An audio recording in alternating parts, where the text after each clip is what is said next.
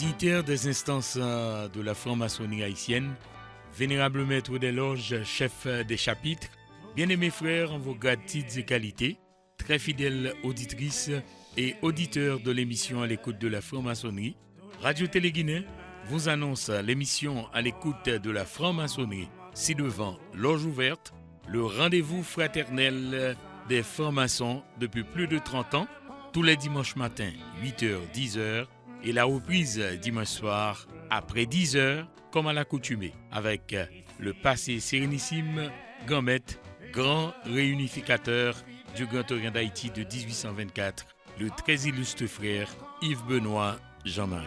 Ô Adonai, ô Elohim des Elohim, nous voulons la paix dans les familles, la paix dans les cités, la paix dans les nations, la paix sur toute la terre.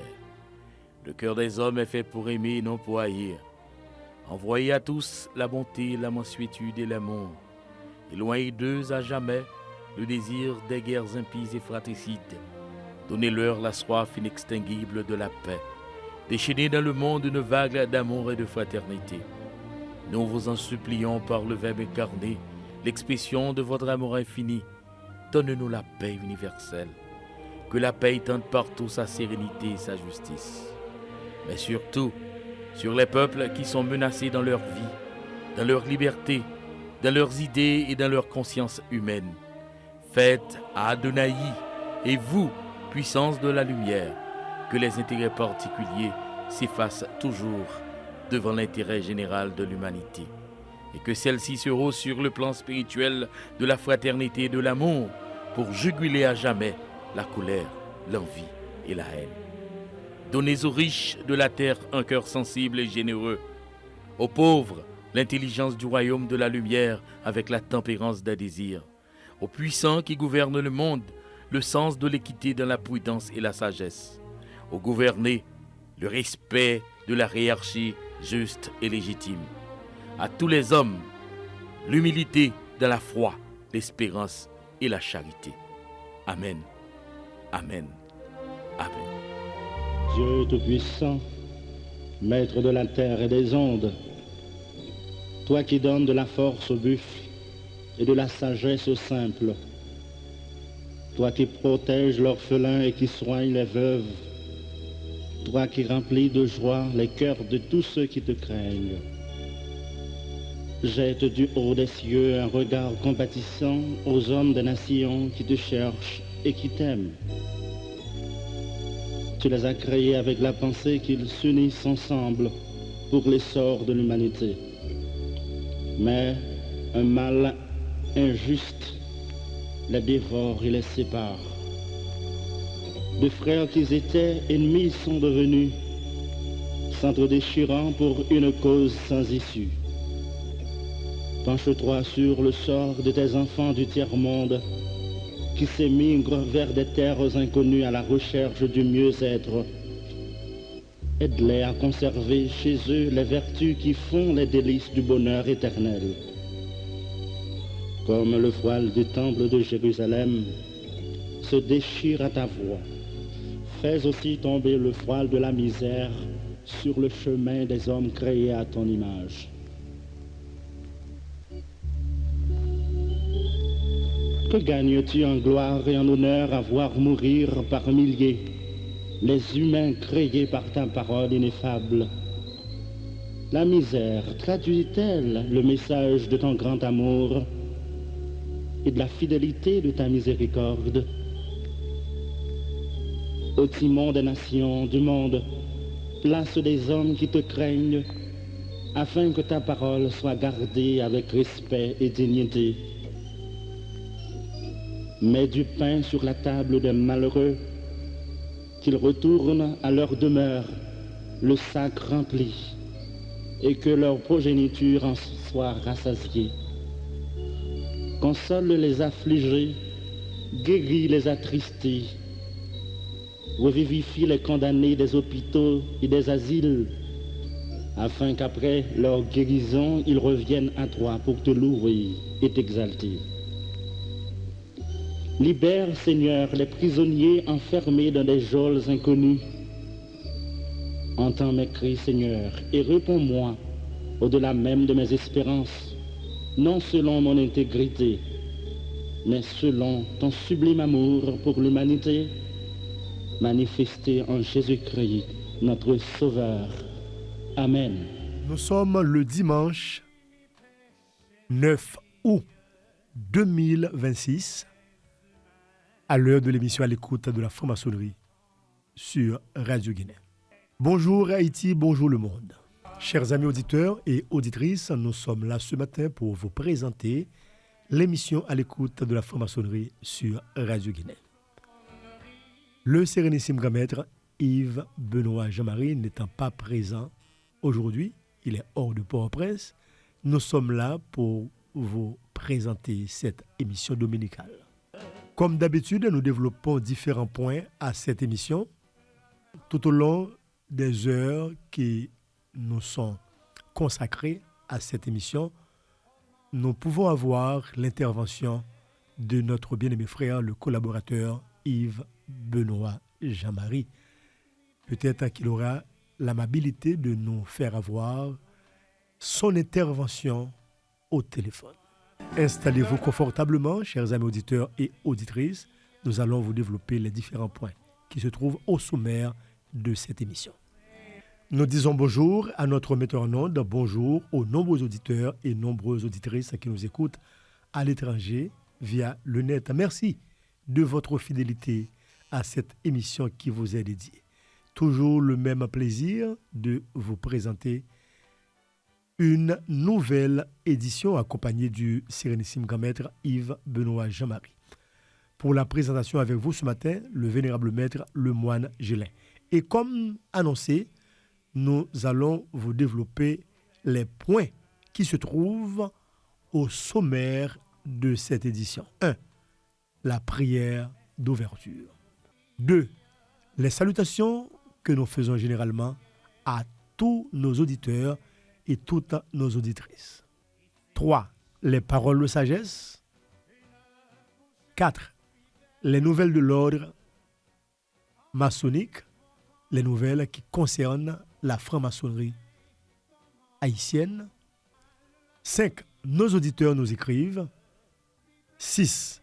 Le message de circonstance de ce aujourd'hui, un message qui fait suite aux différents points développés déjà par le Sérénissime Grand Maître Yves Benoît Jean-Marie.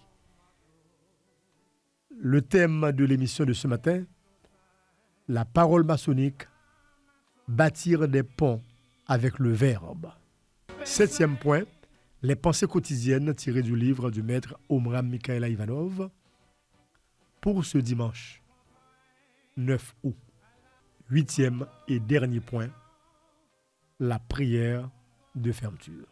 D'ici là, chers amis auditeurs et auditrices, je vous souhaite une bonne écoute. Soyez réceptifs comme d'habitude. Dépouillez-vous des idées préconçues, de tout préjugé. Libérez-vous autant que faire se peut des stigmates et de tout cliché négatif.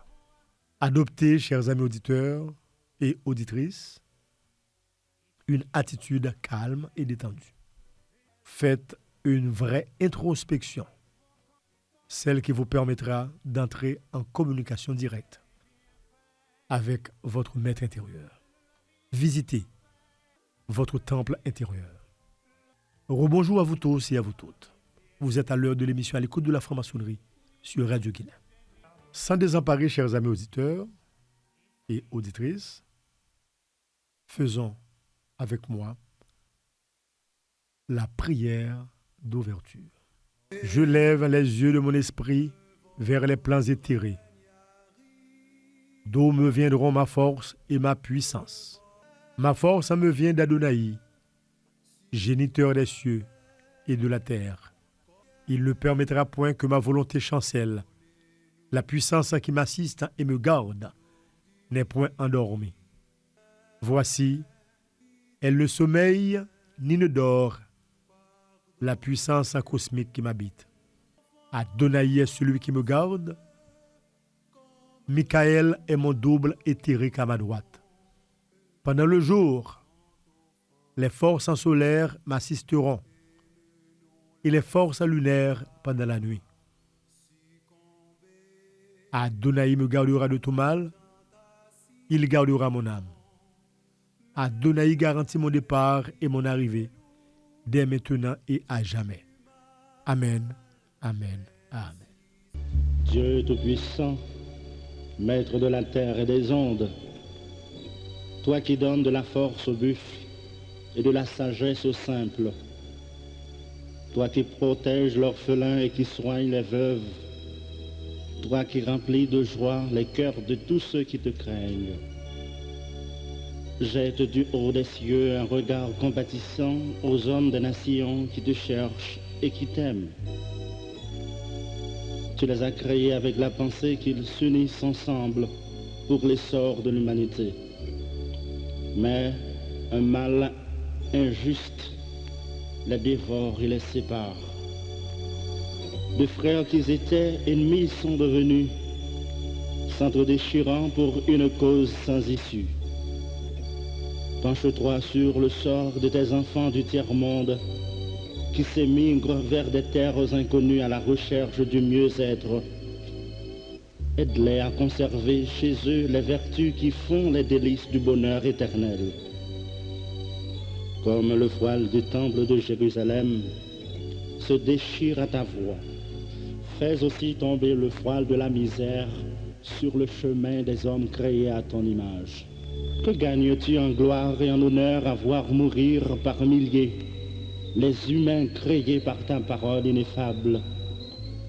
La misère traduit-elle le message de ton grand amour et de la fidélité de ta miséricorde?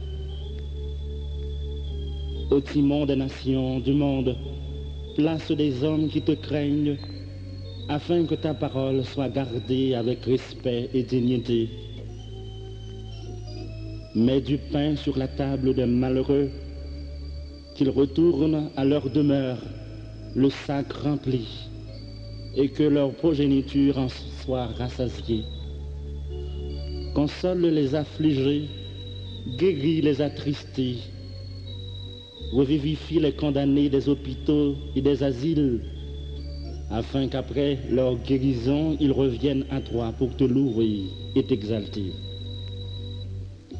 Libère, Seigneur, les prisonniers enfermés dans des geôles inconnues. Entends mes cris, Seigneur, et réponds-moi au-delà même de mes espérances, non selon mon intégrité, mais selon ton sublime amour pour l'humanité, manifesté en Jésus-Christ, notre Sauveur. Amen. Comme nous avons annoncé, nous saluons tous les dignitaires maçonniques haïtiens, comme nous saluons également tous les vénérables maîtres. Nous saluons tous les passés vénérables maîtres, nous saluons tous les francs-maçons indistinctement. Des francs-maçons qui vivent en Haïti, d'autres qui vivent à l'étranger, qui nous écoutent. Et généralement, chaque dimanche, nous les saluons tous. Nous saluons nos bien-aimés frères, comme nous saluons aussi les non-initiés qui nous écoutent avec beaucoup d'intérêt. Nous saluons nos gabarones, nous saluons également les frères et les sœurs, tous nos auditeurs, toutes nos auditrices qui nous écoutent de partout, nous les saluons à l'heure de l'émission à l'écoute de la franc-maçonnerie sur Radio Guinée. Nous saluons le staff de la Radio Guinée, spécialement Madame et Monsieur Jean-Lucien Borges. Nous saluons également tous les bien-aimés frères qui nous écoutent de différentes villes de province et qui nous font parvenir et des questions auxquelles nous aurons le privilège de répondre.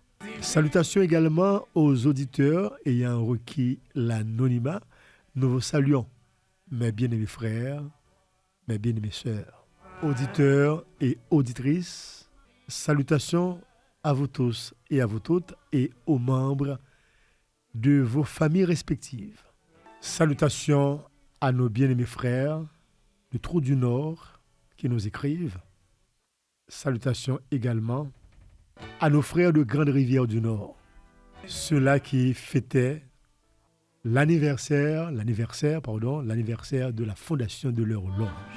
Je n'ai pas encore d'autres précisions, j'attends qu'on me fasse savoir les précisions avant de pouvoir donner les informations de manière détaillée. Après ce point consacré, chers amis auditeurs et auditrices, aux différentes salutations d'usage, je vous livre maintenant le troisième point, les paroles de sagesse. Paroles de sagesse tirées ce matin du livre des Proverbes 9, puisqu'aujourd'hui est 9 août.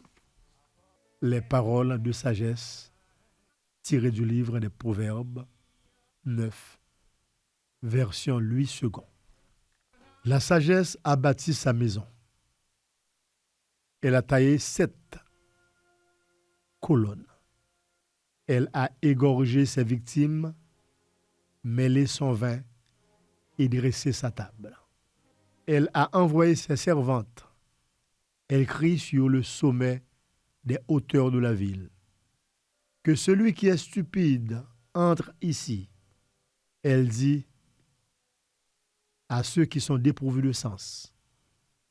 Venez, mangez de bon pain et buvez du vin que j'ai mêlé. Quittez la stupidité et vous vivrez. Et marchez dans la voie de l'intelligence. Celui qui reprend le moqueur s'attire le dédain. Et celui qui corrige le méchant reçoit un outrage.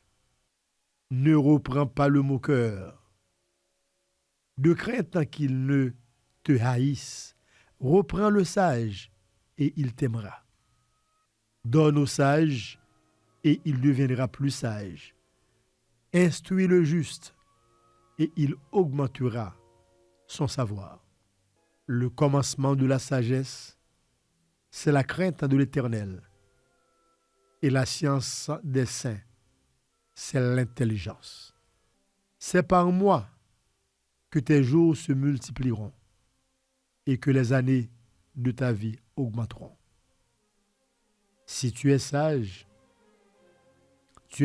pour toi.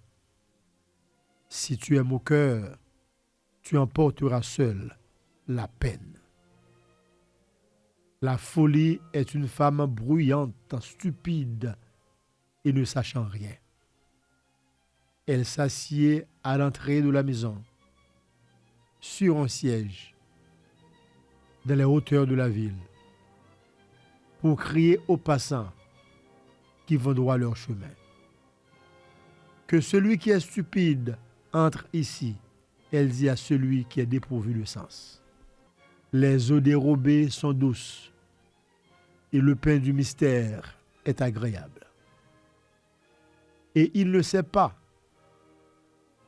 que là sont les morts et que ses invités sont dans les vallées du séjour des morts.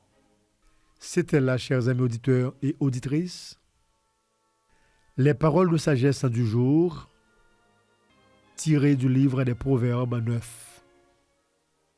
Nous venons de vous lire les 3 premiers versets suivants. Je vous prie d'en faire bon usage et de dégager, autant que faire se peut, les points les plus lumineux de ce message de circonstance appelé les paroles de sagesse.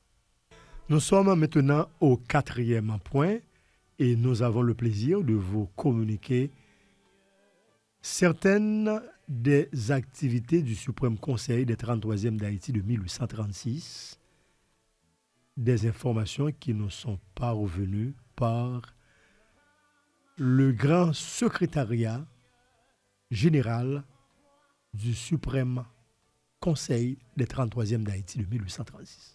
Le dimanche 2 août dernier, la loge de perfection, le laurier numéro 35, Orient de la Croix des Bouquets, a eu une exaltation au 4e degré. Félicitations à ces bien-aimés frères de cette loge de perfection. le laurier numéro 35, Orient de la Croix des Bouquets. Félicitations également aux bien-aimés frères exaltés au 4e degré. Le jeudi 6 août, le souverain chapitre du Rose-Croix, le souvenir numéro 35, Vallée de la Croix des Bouquets, a eu sa tenue d'obligation au 18e degré. Nous saluons également les bien-aimés frères du souverain chapitre du Rose-Croix, le souvenir numéro 35. Ce même jeudi 6 août, le chapitre du Rose-Croix, la Rosée de Lermont, numéro 47, Vallée de Pétionville, a réalisé sa tenue d'obligation au 18e degré. Encore toutes mes félicitations à ces bien-aimés frères de ce chapitre. La Rosée de Lermont numéro 47, Vallée de Pétionville. Le vendredi 7 août, c'était le tour de l'aréopage L'égalité numéro 23. L'aréopage L'égalité numéro 23 a eu sa tenue d'obligation au 30e degré avec le très éminent commandeur, le frère Jean-Claude Clairvaux, que je salue. Comme je salue également tous les frères de l'aréopage. Qu'en est-il de la journée d'hier, le samedi 8 août dernier, hier, la loge de perfection, la sublime quête, Orient de Pétionville, a procédé à une exaltation au 4e degré, avec le 3 fois puissant maître Desroses Jean-Louis, que je salue. Pour ce dimanche 9 août, la loge de perfection, les frères d'Iram numéro 21, Orient de Petit-Gouave, aura une tenue au 4e degré avec le 3 puissant maître Leno Sauveur, que je salue. En termes de rappel, chers amis auditeurs et auditrices, mes bien-aimés frères, tous les chapitres du Rose-Croix de la juridiction du Suprême Conseil des 33e d'Haïti de 1836 travaillent le samedi 15 août prochain à l'occasion de la fête de Notre-Dame de l'Assomption. Tous les chevaliers Rose-Croix membres de la juridiction sont invités. Cette note emporte la signature du souverain grand inspecteur général Jean-Max Charles, faisant office de grand secrétaire général adjoint. Nous sommes aujourd'hui le dimanche 9 août, deuxième dimanche du mois. Je salue toutes les loges qui travaillent en ce deuxième dimanche du mois, comme je salue tous les vénérables maîtres. Je salue les frères de l'avenir numéro 50, Orient de la Croix des Bouquets, qui travaillent sous la direction du vénérable maître en exercice, le frère Walter Gabellus. Bon travail, mes bien-aimés frères, de l'avenir numéro 50, Orient de la Croix des Bouquets. Bon travail à vous, dans la rectitude, dans la paix et l'harmonie. Bon travail à vous, mes bien-aimés frères, dans l'ordre et la discipline, au regard des règlements généraux du Grand Orient d'Haïti de 1824. Bon travail, vénérable maître Walter Gabellus. Nous allons maintenant aborder le 5e point. Nos auditeurs nous écrivent, vous le savez très bien, chaque dimanche matin, dès lors que je suis là, je donne toujours une priorité à la question des auditeurs quand je ne suis pas encore arrivé.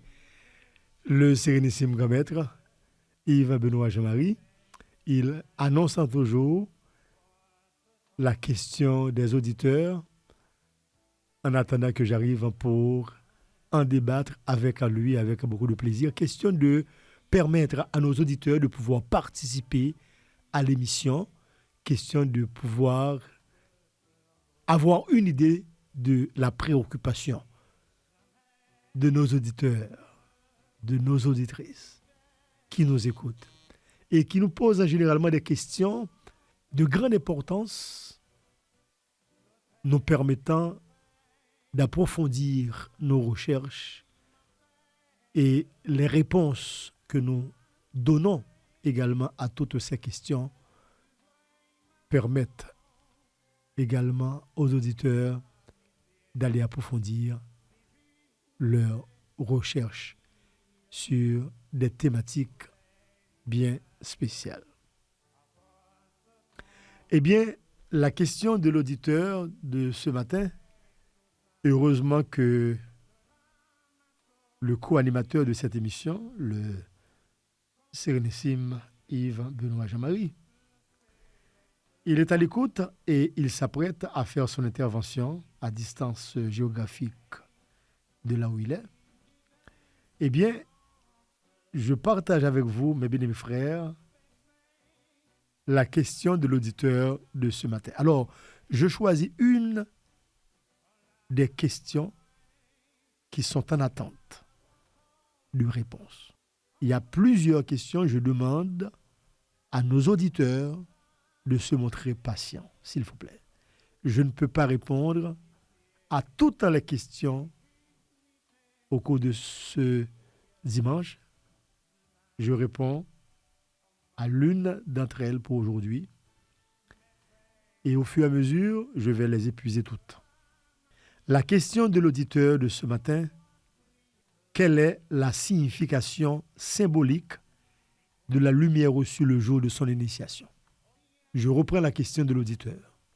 Quelle est la signification symbolique de la lumière reçue le jour de son initiation? Je pense qu'il s'agit d'une question d'une extrême importance. Je pense que cette question mérite d'être répondue avec beaucoup de détails. Je pense qu'il s'agit là d'un auditeur qui nous suit de près. Et je suis sûr que l'auditeur, parlant de lumière, il n'est pas en train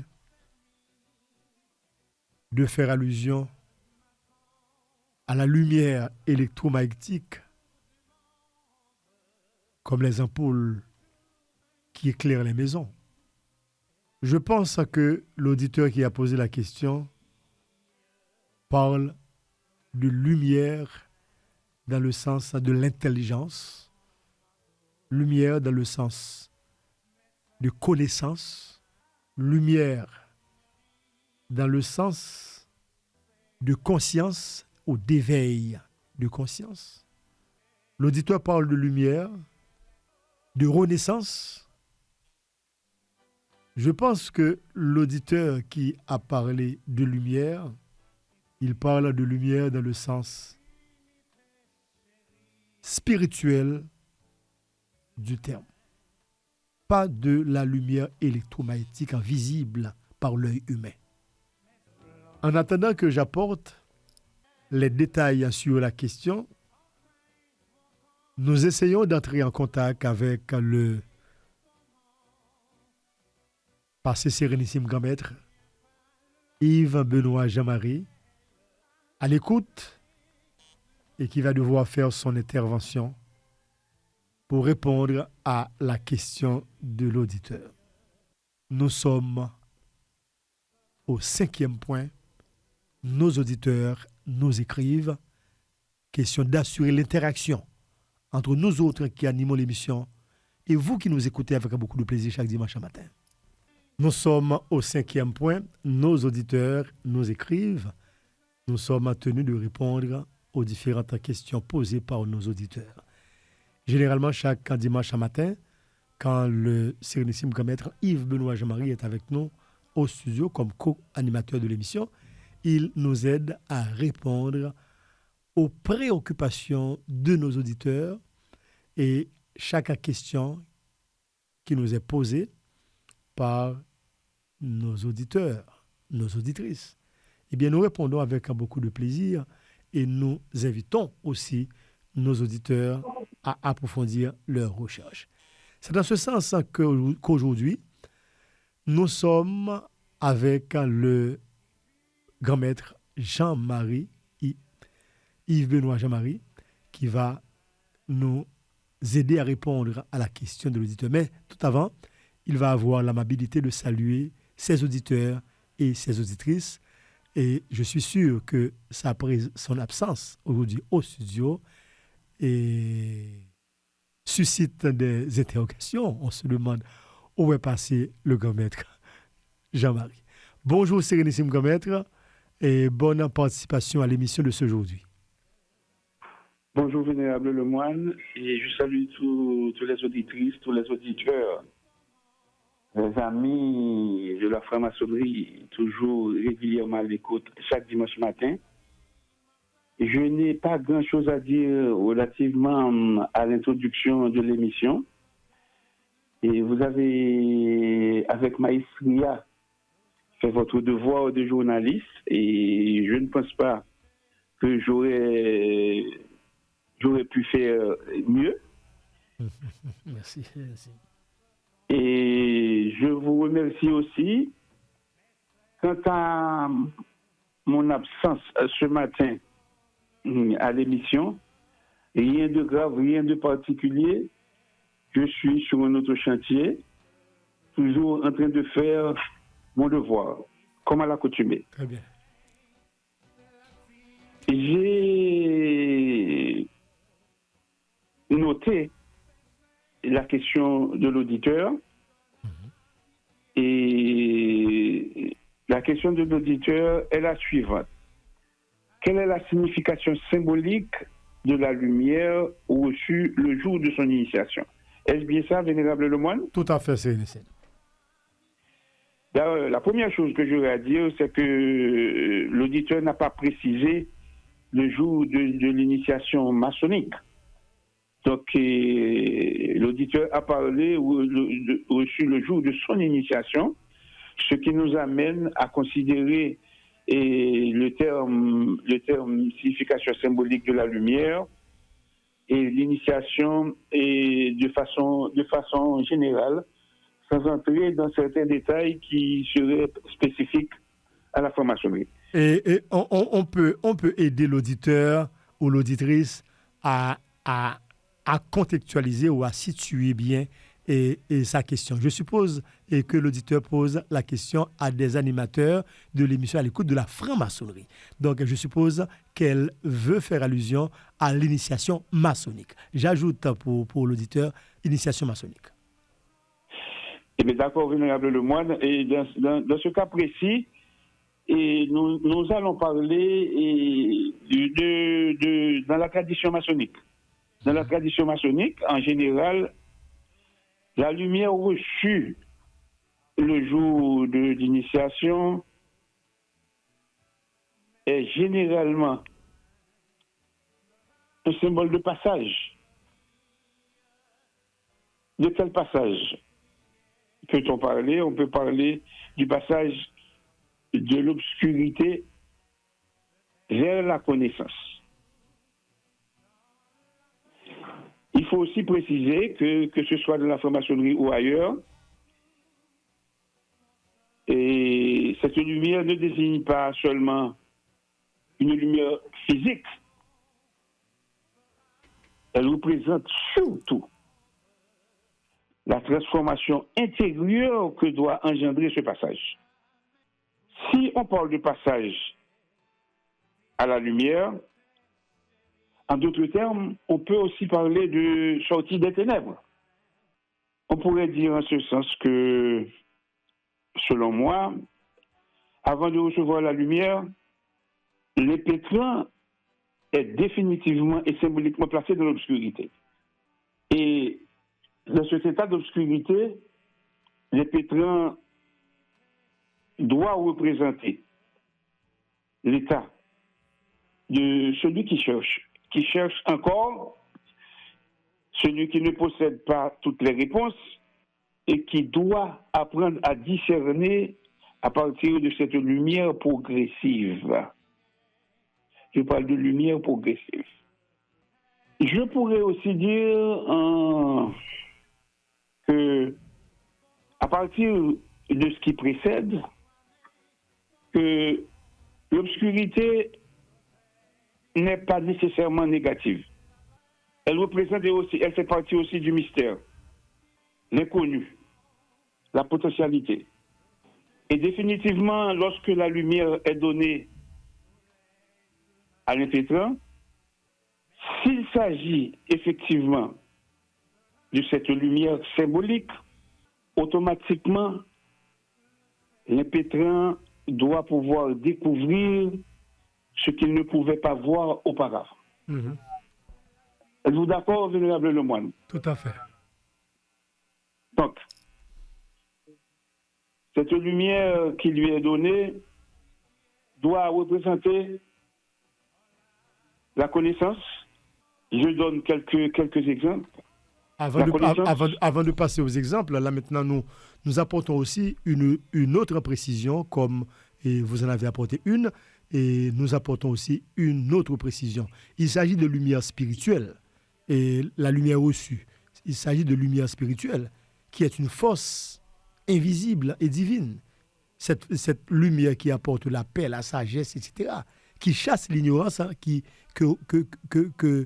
est l'ignorance que représentent également les ténèbres.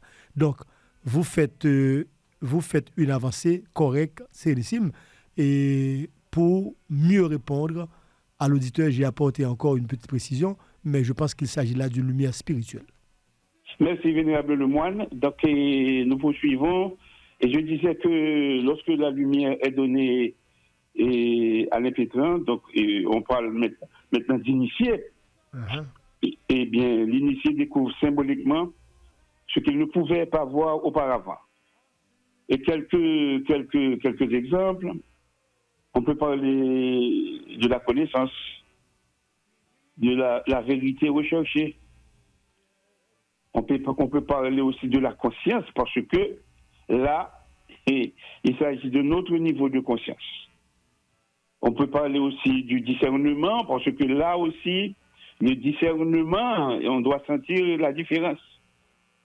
La différence que doit nécessairement créer ce passage. On peut dire aussi, et Vénérable Lemoine, et on peut parler aussi de la capacité de distinguer le vrai du faux, et la capacité de distinguer l'essentiel de l'accessoire. Donc, automatiquement, l'initié devient beaucoup plus profond. Il y a beaucoup plus de profondeur dans sa pensée, beaucoup plus de profondeur dans son esprit. Mais il faut toujours se garder, l'initié doit toujours se garder, parce que l'initiation, telle qu'elle est définie, ne signifie pas maintenant que la personne sait tout. Qu'est-ce qu'elle signifie, en fait? Cet ajout de lumière, elle signifie plutôt que maintenant que l'initié est appelé à commencer véritablement à chercher. Et c'est cette lumière reçue qui va guider l'initié dans cette quête de recherche qu'il vient d'engager à travers l'initiation. Très bien. Et vous allez ajouter quelque chose, Vénérable Lemoine? Oui, j'allais justement vous demander, Sérénissime, et quand l'auditeur parle de lumière reçue le jour et de son initiation, donc maintenant, est-ce qu'il veut parler de cette connaissance reçue et cette connaissance que l'initié est appelé à faire valoir tout le long de sa vie d'initié? C'est pourquoi, exactement, je vous dis que l'initiation ne signifie pas qu'on sait tout. Uh-huh. Non, j'ai bien dit que l'initiation signifie que maintenant, que l'initié est appelé à commencer véritablement à chercher. Oui, c'est vrai, vous avez dit. Mais encore... Oui, allez. Je l'ai bien précisé. Continuez, oui. Et j'ajouterai aussi que une lumière peut être reçue, mais ce qui est important, c'est de pouvoir entretenir cette lumière. Et c'est là, selon moi, l'un des aspects les plus profonds du symbole. L'initié reçoit la lumière, c'est vrai, mais il doit ensuite apprendre à devenir lui-même porteur de lumière. Très, très bien, Sénésim. Parce que la lumière reçue le jour de l'initiation constitue moins un aboutissement qu'une responsabilité. C'est une lumière qui guide les pas de l'initié, mais les premiers pas de balbutiement. Il faut qu'il continue à protéger, à garder, à sauvegarder, à maintenir, à allumer, à tenir le flambeau et allumer pour continuer sur le chemin jusqu'au bout. Eh bien, c'est pourquoi aussi que, à partir de ce que vous venez de dire, Vénérable Lemoine, et je peux aisément ajouter que recevoir la lumière le jour de son initiation, oblige l'initié à ne pas retourner volontairement dans les ténèbres. Très bien. Et pour ne pas retourner volontairement dans les ténèbres, nous devons pouvoir définir la connaissance initiatique. Comment la connaissance initiatique doit se traduire? Elle doit se traduire dans la vie courante, parce que après l'initiation, c'est dans la vie que l'initié aura à représenter et supporter de lumière. Cela signifie donc que la connaissance initiatique doit se traduire dans la vie. Et dans la vie, comment? Nous sommes capables de dire plusieurs exemples, côté que l'initié a pas obligé et fait ça. On peut parler de la rectitude, sans entrer dans les symboles. On peut parler aussi de la fraternité. On peut parler aussi de la maîtrise de soi. On peut parler aussi et surtout du sentiment de service. Et dans ce sens-là, en recevant la lumière, nous devons nous souvenir de cette fameuse phrase: apprenez par la justesse de ce compas à diriger tous les mouvements et les élans de votre cœur vers le bien. Et, très bien, Sérénissime. Et maintenant, vous parlez de cette lumière, vous parlez de la portée spirituelle de cette lumière, et vous parlez également de la portée symbolique de cette lumière. Maintenant, qu'en est-il du comportement de celui qui est aujourd'hui porteur de lumière? Qu'est-ce qu'il doit à lui-même, à sa famille? Qu'est-ce qu'il doit à la société et à l'univers?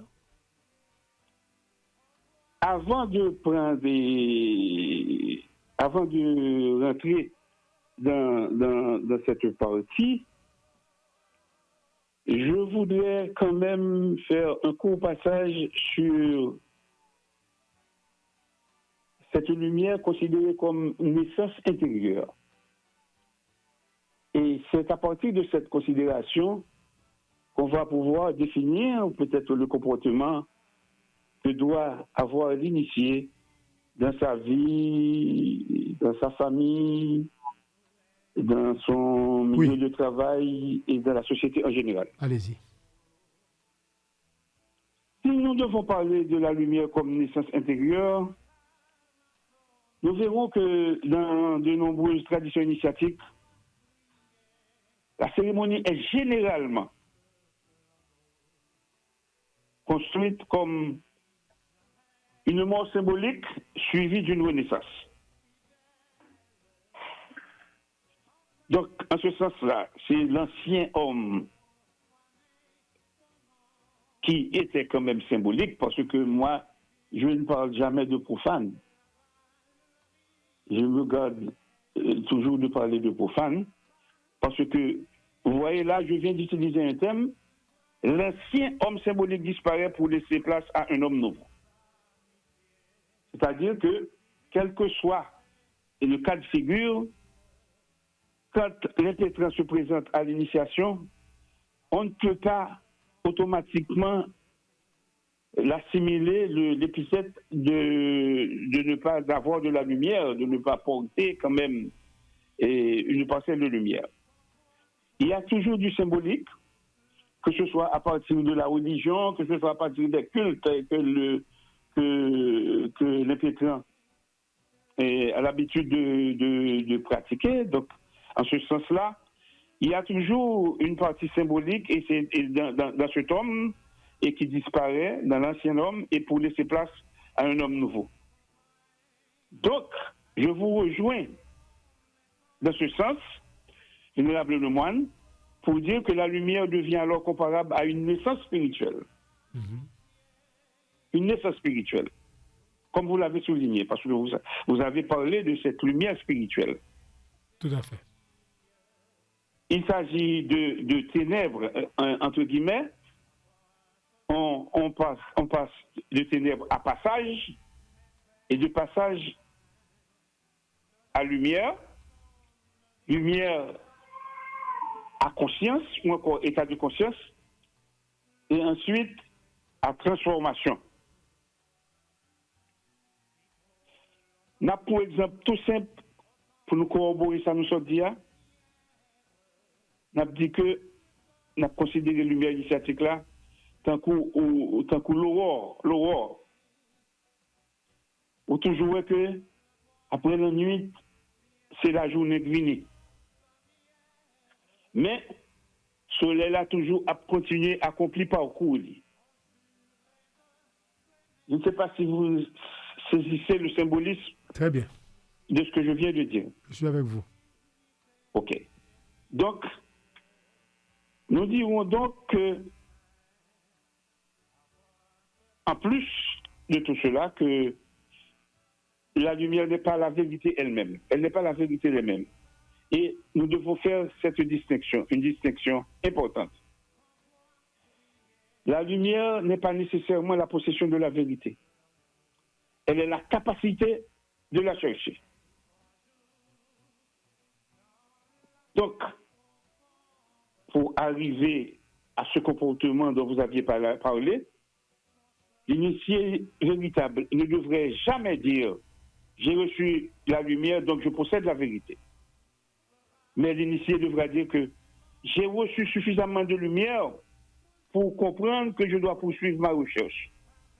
Et cette nuance protège l'initié contre ce qu'on pourrait appeler cet orgueil spirituel. Vénérable le moine? C'est Nissim. Merci. Oui. Oui. Merci pour les éléments, pour les différents éléments de réponse que vous apportez à la question de l'auditeur. Maintenant, je vous prie de répondre à cet aspect important. Qu'est-ce que l'initié ayant reçu la lumière spirituelle? Qu'est-ce qu'il doit à sa famille, à la société et à l'univers? Je dirais ceci. Tout ce qu'il aura à entreprendre à partir de ce qu'il dit, de ce qu'il pense et de ce qu'il fait, il devra toujours se comporter en porteur de lumière.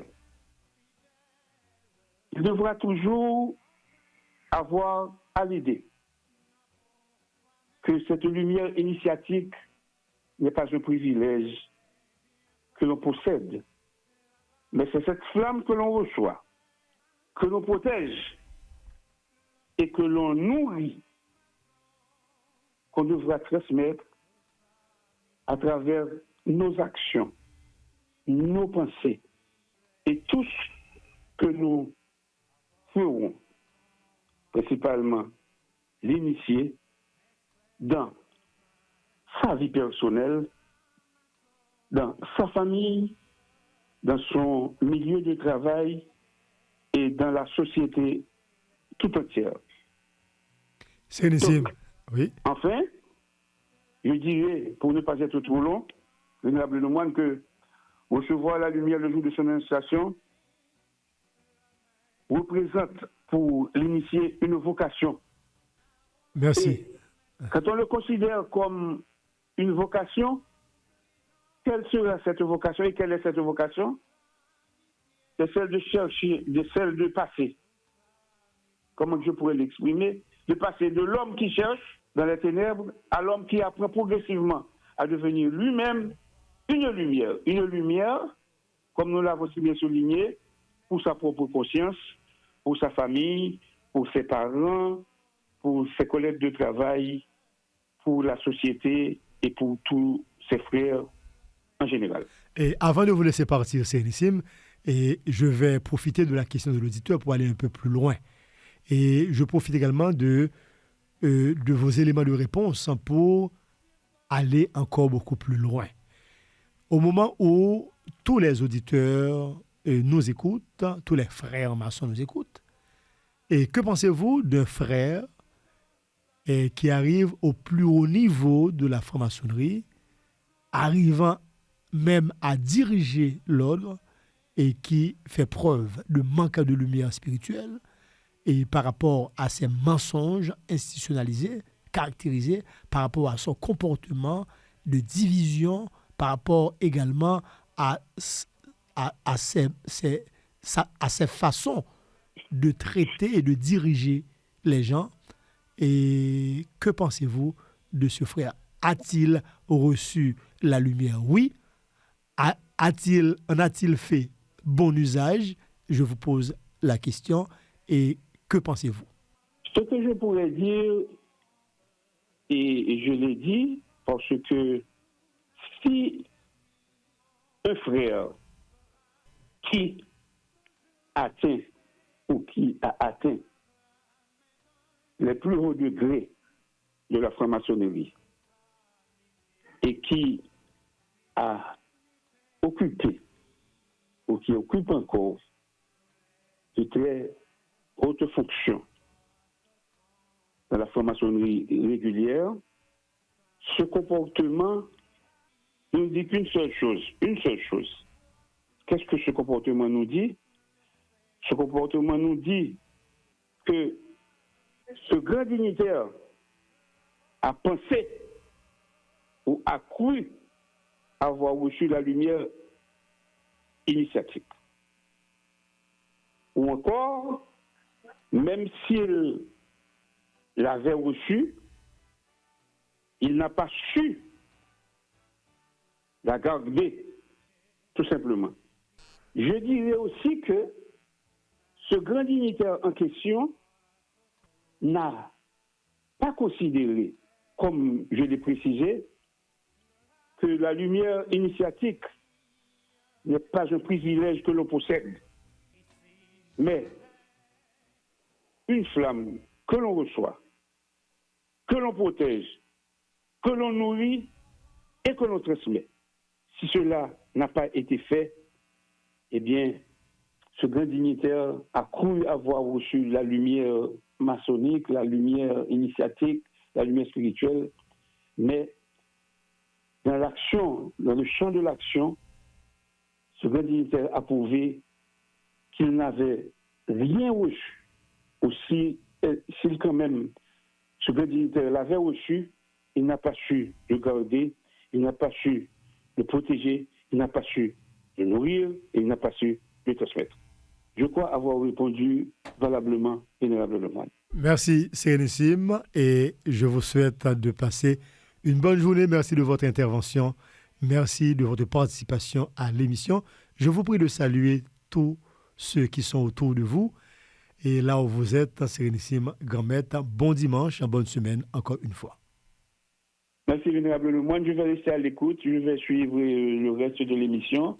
Et si toutefois, à la clôture de l'émission, et vous pensez que mon intervention n'est pas nécessaire, je serai toujours là, disponible et disposé à faire mon devoir. Tout à fait, Sérénissime Grand-Maître, parce que nous aurons à développer et le thème de l'émission, la parole maçonnique, bâtir des ponts avec le verbe.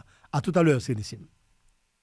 Merci, Vénérable Lemoine. C'était donc le Sérénissime grand maître Yves Benoît Jean-Marie, co-animateur de cette émission, qui vient de faire son intervention téléphonique, évidemment.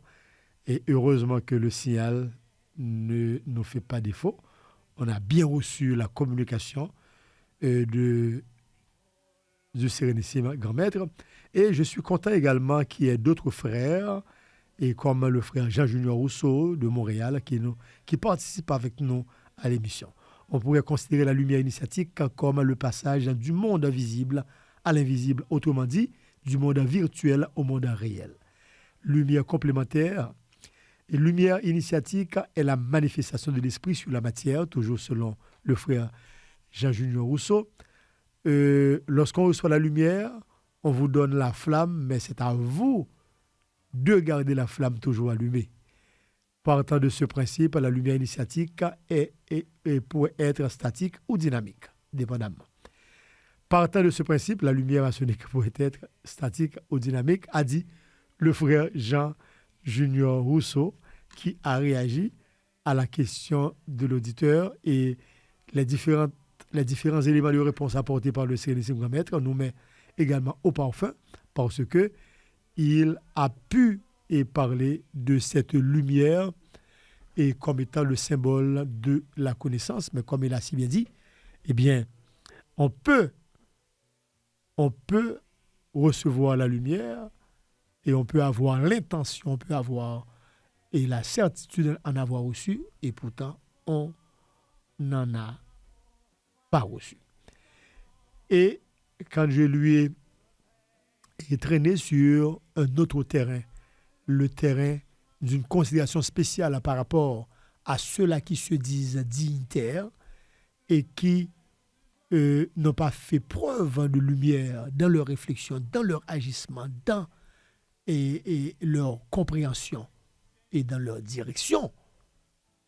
Eh bien, le Sérénissime grand maître, là encore, il a dit que des dignitaires peuvent avoir la certitude d'avoir reçu la lumière, pourtant, c'est le contraire, dépendamment de leur façon de vivre. Moi, je dirais encore davantage, ceux-là qui suivent ce dignitaire dans cette démarche biaisée qui ne traduisent pas la lumière, ils font également preuve de manque de sagesse, manque de lumière, et ils ont pour obligation de rectifier le tir.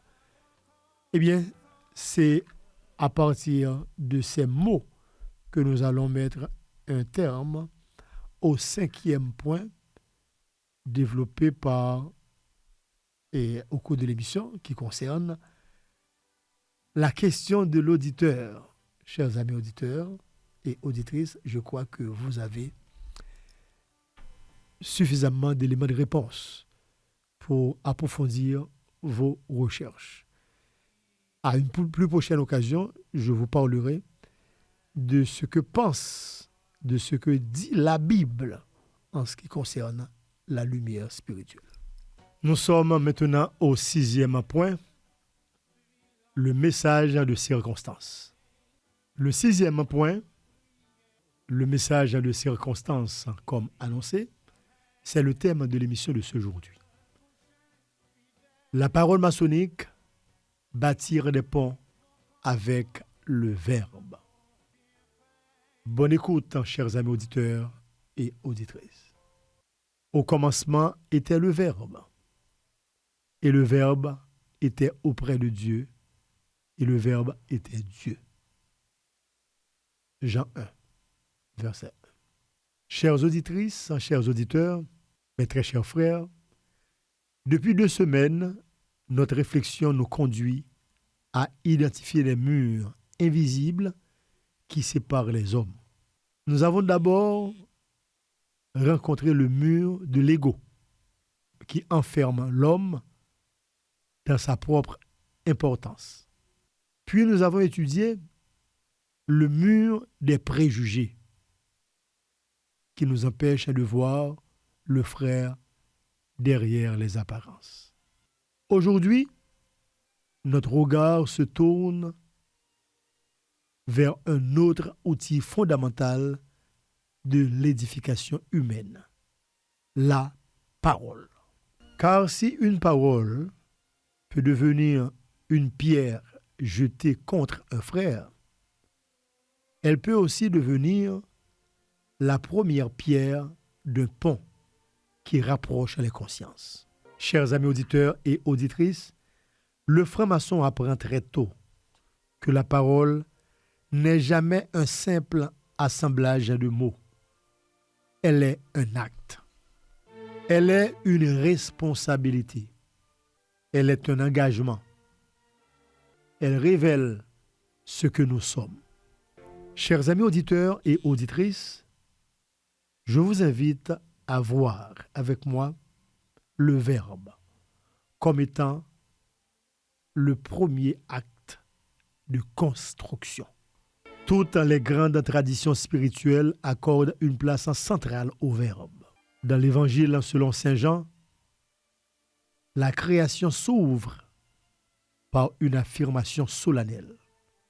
Au commencement était le Verbe. Le Verbe est présenté comme une puissance créatrice. Dans la tradition maçonnique également, toute construction commence par une parole juste. Le serment du candidat est une parole. L'ouverture des travaux est une parole. La transmission des enseignements est une parole. Les décisions prises dans une loge deviennent effectives parce qu'elles sont proclamées. Ainsi, la parole ne décrit pas seulement une réalité, elle contribue à la créer. Chers amis auditeurs et auditrices, la parole est un outil initiatique. Le maçon reçoit le maillet, il reçoit le ciseau, il reçoit l'équerre, le compas, mais il reçoit aussi un outil invisible, sa parole. Cette parole doit être travaillée avec la pierre brute. Cette parole doit être travaillée, comme la pierre brute. Avant de parler, le maçon est invité à se demander: ma parole est-elle vraie? Est-elle juste? Est-elle utile? Est-elle fraternelle? Contribuera-t-elle à construire le temple? Ou ajoutera-t-elle une pierre au mur de la division? Voilà l'exigence initiatique, chers amis auditeurs et auditrices. Chers amis auditeurs et auditrices, qu'en est-il du silence? Le silence, maître de la parole. Il est remarquable que le premier enseignement donné à l'apprenti soit le silence. Pourquoi? Parce que celui qui ne sait pas écouter ne saura jamais parler avec sagesse.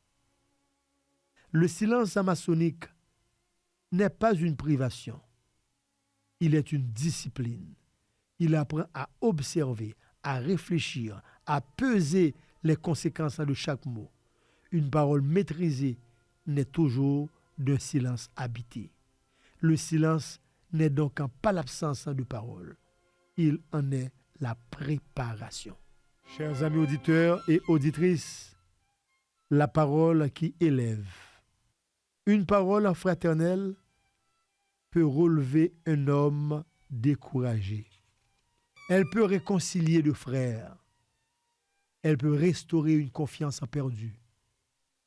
Elle peut faire renaître une espérance.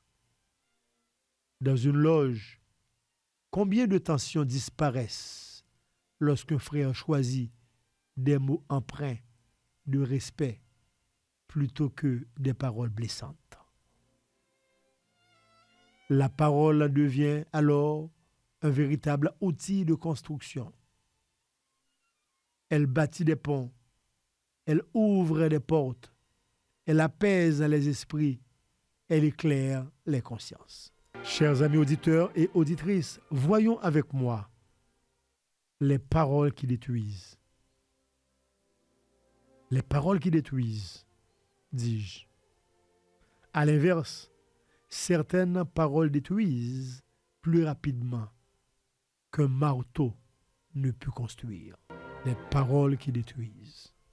La calomnie, la médisance, l'insulte, l'humiliation, la rumeur, la parole à prononcer sous l'emprise de la colère. Toutes ces paroles fragilisent la fraternité. Une parole injuste peut laisser une blessure qui demeure longtemps. Le maçon ne peut ignorer cette responsabilité. Il sait qu'il devra répondre non seulement de ses actes, mais aussi de ses paroles. Chers amis auditeurs et auditrices, la parole dans la loge. Parlons-en. La loge est une école d'expression maîtrisée. Lorsque la parole est accordée à un frère, celui-ci ne parle pas pour vaincre. Il parle pour éclairer. Il ne cherche pas à humilier. Il cherche à convaincre par la raison. Le débat maçonnique n'est jamais un combat d'ego. Il est une recherche collective de la vérité. Cette différence est essentielle. La parole et la fidélité. La parole donnée est sacrée, chers amis auditeurs et auditrices. Le serment prêté lors de l'initiation n'est pas une simple formalité. Il engage l'homme tout entier. Le véritable maçon est reconnu parce que sa parole inspire confiance. On croit ce qu'il dit parce que ses actes confirment ses paroles. La fidélité à la parole donnée constitue l'une des plus hautes expressions de l'honneur maçonnique.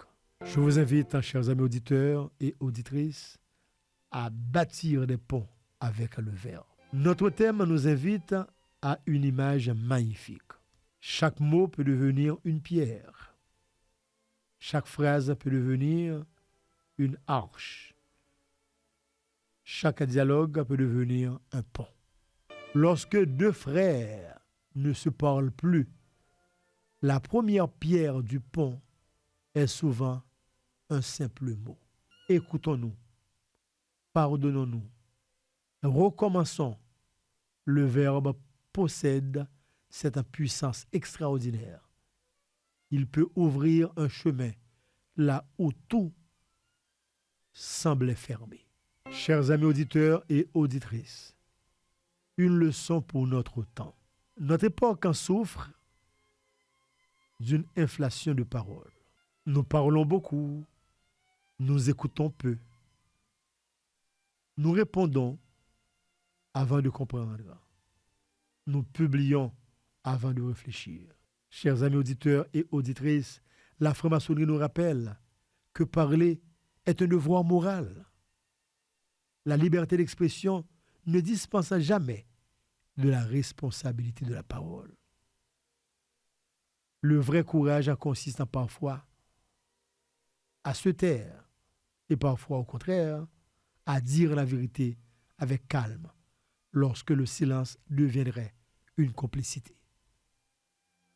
La sagesse consiste à discerner le moment juste. Chers amis auditeurs et auditrices, très chers frères, les murs commencent souvent par des paroles. Les ponts également. Tout dépend des mots que nous choisissons. Tout dépend de l'intention qui les anime. Tout dépend de la lumière qui habite à notre cœur.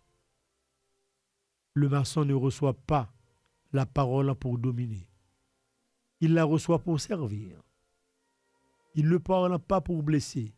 Il parle pour construire. Il ne parle pas pour flatter. Il parle pour élever. Que chacun de nous fasse aujourd'hui le choix d'une parole plus juste, plus fraternelle, plus responsable, plus courageuse, plus fidèle à notre serment. C'est le véritable temple, car le véritable temple s'élève, je dirais mieux, car le véritable temple ne s'élève pas seulement avec des pierres visibles. Il se construit aussi avec ces paroles discrètes qui réconcilient, encouragent, instruisent et unissent. Alors le Verbe devient lumière. La parole devient un pont. Et le maçon accomplit pleinement sa vocation.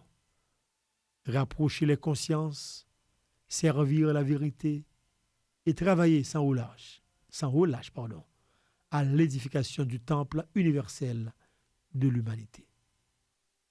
Que le grand architecte de l'univers inspire nos pensées, purifie nos intentions et fasse de chacun de nous un homme dont chaque mot soit une pierre vivante posée au service de la fraternité, de la justice et de la lumière. C'était là, chers amis auditeurs et auditrices, la troisième planche radiophonique de ce aujourd'hui, à l'heure de l'émission À l'écoute de la franc-maçonnerie sur Radio Guinée, avec un pour thème central, la parole maçonnique, bâtir des ponts avec le Verbe. Je pense que vous avez bien écouté tout ce que nous avions dit concernant la parole. Et vous aviez également écouté au cours des émissions précédentes ce qui constitue le mur de l'ego, le mur des préjugés. Et aujourd'hui, nous venons de vous inviter à l'édification humaine à partir de la parole. Pour commenter un peu le sujet, nous allons encore demander au Sérénissime Yves-Benoît Jean-Marie de bien vouloir intervenir sur le sujet du jour, la parole maçonnique, bâtir des ponts avec le Verbe. Sérénissime Grand Maître, nous venons tout juste de traiter la troisième tranche radiophonique autour du thème la parole maçonnique à bâtir des ponts avec le Verbe. Nous avons mis en exergue les différentes positions que peut avoir le franc-maçon. S'il ne veut pas construire le mur de l'ego, s'il ne veut pas construire le mur des préjugés, il est plutôt invité à l'édification humaine à partir du respect de la parole donnée. Et nous avions développé le Verbe comme étant un premier acte de construction.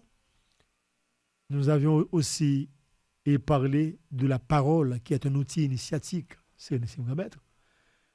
Et dans les différents points que nous avons développés autour de cette planche, nous avons parlé aussi du silence comme étant le maître de la parole. Et comme vous avez si bien dit à plusieurs au cours de différentes émissions précédentes, vous avez parlé de la parole qui élève, vous avez également parlé de la parole qui détruit. Vous avez aussi, en différentes occasions, parlé de la fidélité à la parole donnée et vous avez invité à bâtir des ponts au lieu de construire des murs. Maintenant, nous parlons de bâtir des ponts avec le Verbe, Sérénissime. Eh bien, après avoir débattu tous ces points au cours de ce thème important, nous vous invitons à nous aider dans les commentaires. Quand nous disons la parole maçonnique, bâtir des ponts avec le Verbe, que représente pour vous, Sérénissime, le Verbe créateur? Merci, Vénérable Lemoine. J'ai suivi avec attention cette brillante intervention représentant cette troisième planche radiophonique avec ce thème qui est bien choisi et qui, selon moi, répond à plusieurs facettes de la question de l'auditeur ce matin. Je dirais ceci au début de votre présentation ce matin. Vous avez commencé par ces paroles de Jean 1, verset. Au commencement était le Verbe, et le Verbe était auprès de Dieu, et le Verbe était Dieu. Vous avez situé l'importance de la parole. Immédiatement, il m'est venu à l'esprit un autre passage, toujours de la Bible, qui nous envoie au Proverbe 18, verset 21, et je lis: la mort et la vie sont au pouvoir de la langue. Je voudrais que vous écriviez pour moi ce passage, vénérable Lemoine. Et je le reprends. La mort et la vie sont au pouvoir de la langue. Nous sommes tous des initiés et j'imagine que vous comprenez bien pourquoi je situe mon intervention en termes de commentaires à partir de ce passage. La mort et la vie sont au pouvoir de la langue. J'ai noté les différentes parties que vous avez traitées effectivement au cours de cette émission. J'interviendrai en ce sens. Je dirais d'abord que la parole révèle l'homme. Je voudrais en ce sens, si le temps me le permet, de partager avec nos auditrices, nos auditeurs et nos frères une pensée très simple, mais très profonde. On peut connaître un homme à travers ses paroles. Les titres impressionnent parfois. Les fonctions attirent souvent l'attention. Mais il reste et demeure que ce sont les paroles qui révèlent véritablement le cœur, siège de la pensée. Nous devons le savoir et nous le rappeler que dans notre tradition maçonnique, le verbe est sacré. Et ceci, avant même de bâtir un temple avec des pierres, il faut d'abord commencer par bâtir une parole digne de confiance. Et cela répond aussi à plusieurs interrogations relatives à la lumière initiatique. Vous l'avez aussi si bien souligné, Vénérable Lemoine, que nous vivons en effet une époque où beaucoup parlent. Tout le monde parle. Mais, le plus souvent, ceux qui parlent ne mesurent pas la portée de leurs mots. Et vous avez, j'ai souligné ceci. Vous l'avez si bien dit. Une seule parole peut relever un frère découragé. Aussi bien qu'une seule parole peut aussi détruire des années de confiance. Et je demande à chaque frère de faire cette introspection, de mesurer, pour se donner une réponse. Est-ce qu'ils n'ont pas détruit des années de confiance avec une seule parole, une seule décision hâtive? Donc, le conseil que j'aimerais donner à tous mes frères, c'est de se demander, ce que je vais dire, va-t-il rapprocher la conscience ou les éloigner? Ce recul est nécessaire avant de parler, avant de s'exprimer. Vous avez aussi si bien dit que le silence, vous avez parlé du silence. Et vous avez dit que le silence, en quelque sorte, que le silence est une école. Mais je dirais, le premier enseignement donné à l'apprenti, c'est le silence. Pourquoi? Vénérable moine, quel que soit frère là, s'il pas coûté, il pas jamais venir, c'est appeler un homme de parole. C'est silence, ça pour l'utiliser. Comme nous dit tout. C'est ce silence qui nous apprend à réfléchir. C'est ce silence, ce recul avant de parler, qui nous apprend à maîtriser nos émotions. Et c'est ce silence aussi qui nous apprend que la sagesse ne consiste pas à répondre rapidement, mais surtout à répondre justement. Eh bien, encore quelque chose relatif à la question de l'auditeur, dans nos familles, dans nos loges et dans nos institutions, beaucoup de conflits auraient pu être évités si nous avions laissé parler davantage notre conscience que notre impulsion. Vous avez aussi souligné quelque chose de très important. La parole engage. Et lorsque nous prêtons serment dans le temple vénérable le moine, nous faisons beaucoup plus que prononcer des mots. Ce ne sont pas des mots que nous prononçons. Nous engageons notre honneur. Par exemple, dans la vie profane, on peut avoir un contrat et le contrat peut être rompu. Il y a des intérêts qui peuvent changer. Mais dans la vie initiatique, la parole donnée demeure une dette d'honneur.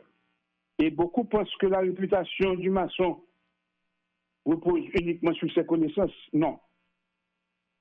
Elle repose surtout sur sa fidélité à sa parole. Quand un frère dit « je serai présent », il doit être présent. Quand il dit « je servirai », il doit servir. Quand il dit « je protégerai la fraternité », et toute sa conduite doit démontrer effectivement qu'il protège la fraternité.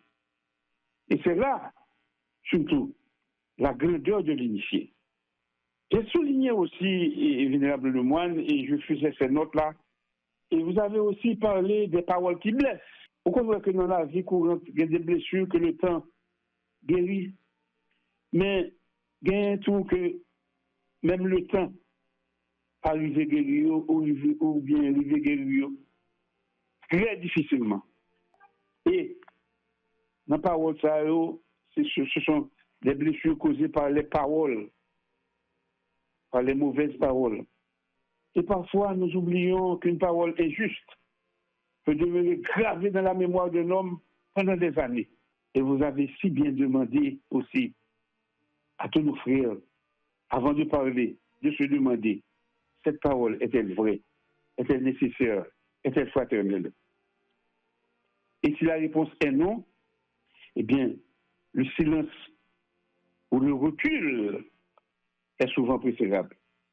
Et un frère qui agit de la sorte, il prouve que la maîtrise de la parole est l'un des plus beaux signes, des plus grands signes de la maîtrise de soi.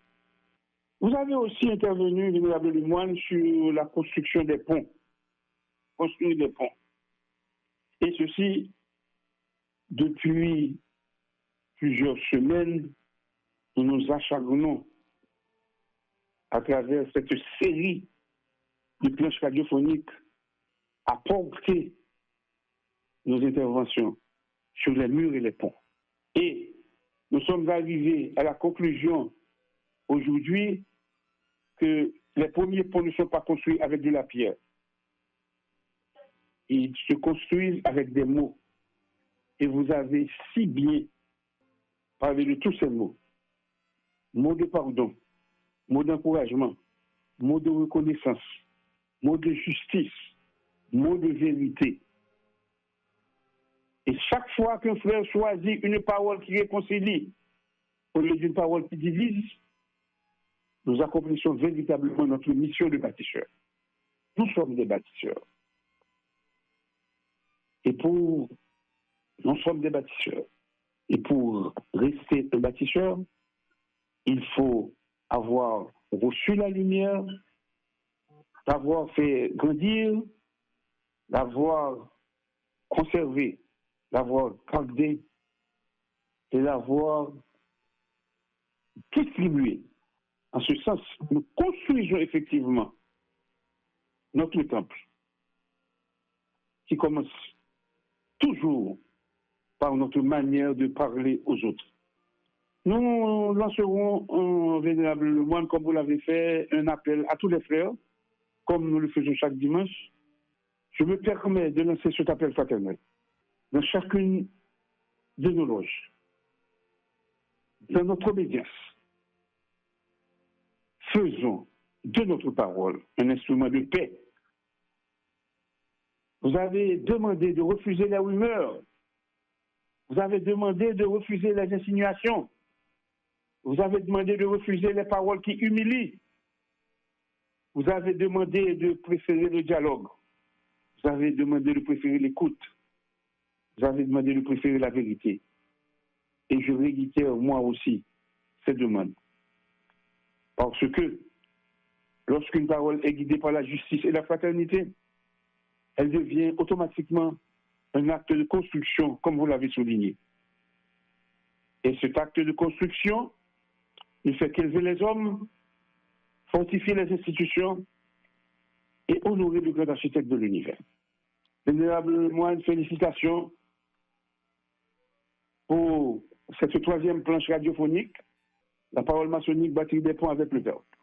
Je vous retourne, Sérénissime Grand Maître, les mêmes félicitations, puisque dans les émissions précédentes, c'est vous qui aviez commencé avec les thématiques de ce genre. Vous avez parlé du mur de l'ego, vous avez parlé du mur des préjugés, vous avez également parlé du mur de la division. Eh bien, cette planche parle de la parole en tant que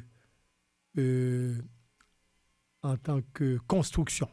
Merci de votre brillante intervention, merci et de votre point de vue et sur la question. Je pense que vous avez élaboré dans le sens de la question de l'auditeur, vous avez également élaboré dans le sens de la teneur du message de ce matin. Merci infiniment, nous espérons... Permettez-moi, Vénérable Lemoine, oui, de terminer. Et je regrette de n'avoir pas pu être physiquement présent au studio aujourd'hui, mais soyez rassurés que d'autres responsabilités m'ont appelé sur un autre chantier. Toutefois, même à distance, je tenais effectivement à apporter ma pierre à cet édifice de réflexion que nous construisons ensemble en chaque dimanche. J'aimerais en ce sens quitter nos auditeurs, nos auditrices avec cette pensée. Nous serons peut-être oubliés pour nos fonctions. Nous serons peut-être oubliés pour nos titres. Mais nous resterons longtemps dans la mémoire des hommes pour les paroles que nous leur aurons adressées. Choisissons donc des paroles qui réconcilient, des paroles qui encouragent, des paroles qui éclairent, des paroles qui unissent. Et lorsque viendra pour chacun de nous le moment de déposer définitivement nos outils, puissions-nous laisser derrière nous non pas des échos de querelle, mais le souvenir d'une parole juste, fidèle, fraternelle et toujours mise au service de la vérité. Que le grand architecte de l'univers bénisse chacune de vos familles, protège tous les frères qui travaillent avec sincérité et fasse de nos paroles des pierres vivantes pour l'édification du temple universel de l'humanité. Merci à toutes et à tous. Merci Sérénissime Grand Maître et bon dimanche, bon début de semaine et j'espère vous retrouver au studio avec nous dimanche prochain pour un autre thème avec la même volonté de servir. Soyez-en rassurés, Vénérable Lemoine. Merci. Allez. Nous venons d'écouter les commentaire du Sérénissime Grand Maître Yves Benoît Jean-Marie suite au thème que nous avons développé ce matin, la parole maçonnique à bâtir des ponts avec le verbe. Merci, chers amis auditeurs et auditrices. Merci à vous, auditeurs, qui aviez posé des questions. Merci à vous qui avez suivi jusqu'à cette présente minute. Nous allons devoir mettre un terme à l'émission de ce aujourd'hui. Il ne nous reste qu'à vous développer les deux derniers points, les pensées quotidiennes tirées du livre du maître Omram Mikhaïla Ivanov pour ce dimanche 9 août 2026 et la grande invocation, la prière de fermeture. La grande invocation. Du point de lumière de la pensée de Dieu, que la lumière afflue de la pensée des hommes, que la lumière descende sur la terre. Du point d'amour dans le cœur de Dieu, que l'amour afflue dans le cœur des hommes, puisse le Christ en revenir sur terre. Du centre où la volonté de Dieu est connue, que le dessein guide le faible vouloir des hommes, le dessein que les maîtres connaissent et servent. Du centre que nous appelons la race des hommes, que le plein d'amour et de lumière s'épanouisse, et puisse-t-il sceller la porte de la demeure du mal. Que lumière, amour et puissance restaurent le plan sur la terre. Amen, amen, amen. D'ici là, chers amis auditeurs et auditrices, je vous remercie de votre écoute. Je vous remercie de votre participation à l'émission de ce jour. Merci de votre fidélité. Merci de votre attachement. Merci de votre participation surtout. Merci à vous qui aviez posé des questions. Merci également de patienter, de n'avoir pas encore répondu à une question précise. Cependant, nous nous réservons le droit de répondre à toutes les questions au cours de nos prochaines émissions. Merci au Sérénissime Grand Maître Yves Benoît Jean-Marie, co-animateur de cette émission, qui a fait 2 brillantes interventions à distance. Merci également à tous ceux qui ont participé, comme le frère Jean-Junior Rousseau, comme le frère Gouachi. Je salue le frère Marc Lissemé, Jean-Marc Lissemé, comme je salue le frère Jean-Willy Ofa. Je salue tous les bien-aimés frères de l'avenue numéro 50 Orient de la Croix des Bouquettes qui travaillent ce matin sous la direction du vénérable maître Walter Gabellus, comme je salue les frères de Mont-Liban qui travaillent également, même si ce n'est pas aujourd'hui. Je salue le vénérable maître Wissner Antoine. Je salue tous les bien-aimés frères qui nous ont écrit tout au long de cette émission, comme je salue aussi les dignitaires qui nous ont fait le plaisir de nous écouter. Merci au grand secrétariat du Suprême Conseil des 33e d'Haïti de 1836 qui nous a fait parvenir des informations importantes concernant certaines activités qui se sont déroulées dans la juridiction. Merci encore à vous tous et à vous toutes. Je vous souhaite de passer une bonne semaine sous la protection du grand architecte de l'univers. Je salue toutes les gabaronnes, comme je salue tous ceux qui nous écoutent, je salue tous les frères, je salue nos fidèles auditeurs et auditrices, la famille Cadeau, monsieur Altidore également, je salue tout le monde. Merci encore à vous tous et à vous toutes. C'était avec vous pour vous servir votre bien-aimé frère, le vénérable maître, le moine Gélin, ayant atteint une vilaine grippe. La voix est rauque ce matin, mais quand même, j'espère avoir fait mon travail. Je salue le frère Joe qui nous écoute à Léogane. Le frère Joe, frère Doc, que je salue. Encore une fois, à vous tous et à vous toutes, bonjour, bon dimanche et bonne semaine. Sous la protection constante et agissante du grand architecte de l'univers. Allez. Dignitaire des instances de la franc-maçonnerie haïtienne, vénérable maître des loges, chef des chapitres, bien-aimés frères en vos grades, titres et qualités, très fidèles auditrices et auditeurs de l'émission à l'écoute de la franc-maçonnerie, Radio-Télé Guinée vous annonce l'émission à l'écoute de la franc-maçonnerie ci-devant loge ouverte le rendez-vous fraternel des francs-maçons depuis plus de 30 ans, tous les dimanches matins, 8h, 10h, et la reprise dimanche soir, après 10h, comme à l'accoutumée, avec le passé sérénissime Gamet, grand réunificateur du Grand Orient d'Haïti de 1824, le très illustre frère Yves-Benoît Jean-Marie. Ô Adonai, ô Elohim des Elohim, nous voulons la paix dans les familles, la paix dans les cités, la paix dans les nations, la paix sur toute la terre. Le cœur des hommes est fait pour aimer, non pour haïr. Envoyez à tous la bonté, la mansuétude et l'amour. Éloignez d'eux à jamais le désir des guerres impies et fratricides. Donnez-leur la soif inextinguible de la paix. Déchaînez dans le monde une vague d'amour et de fraternité. Nous vous en supplions par le Verbe incarné, l'expression de votre amour infini. Donne-nous la paix universelle. Que la paix étende partout sa sérénité et sa justice.